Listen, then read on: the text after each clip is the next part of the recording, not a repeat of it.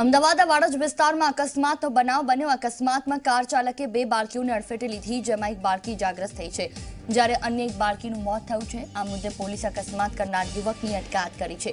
અકસ્માત કરનાર વિદ્યાર્થી યુવકનું નામ રાહુલ સોની અને ઉંમર 19 વર્ષ હોવાનું સામે આવ્યું છે।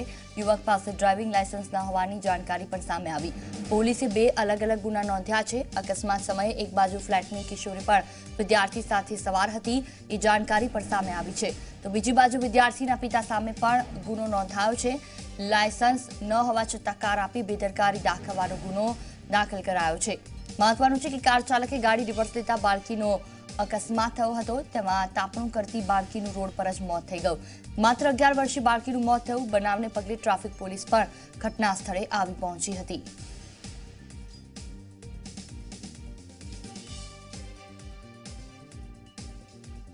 फोर व्हील गाड़ी चालक तेनी फोर व्हील लईने जतो हतो। ए दरमियान विजय 4 रस्ता पास विजय क्रॉसिंग पास ए गाड़ी ने अचानक ज कोई कारणसर तेना चालके तेनी गाड़ीना काबू गुमावी देता बे बाळकी अडफेटमां आवी गयेल अने जेमां एक बाळकी घटना स्थळे ज मौत निपजेल अने एक बाळकीने ईजा थयेल, तेमज बीजा बे व्हीकलो छे એને પણ નુકસાન થયેલ હતું। આ મામલે કાર ચાલકના વિરુદ્ધમાં જે પણ કાર્યવાહી થશે, કાયદેસરની કાર્યવાહી થશે, એના વિરુદ્ધમાં જે કંઈ ગુનો દાખલ કરવામાં આવશે તે પ્રકારે એના વિરુદ્ધમાં જે કંઈ કલમો પ્રમાણે જે કંઈ ગુનો બનતો હશે એ પ્રમાણે રજીસ્ટર કરવામાં આવશે અને એના વિરુદ્ધમાં કાર્યવાહી કરવામાં આવશે।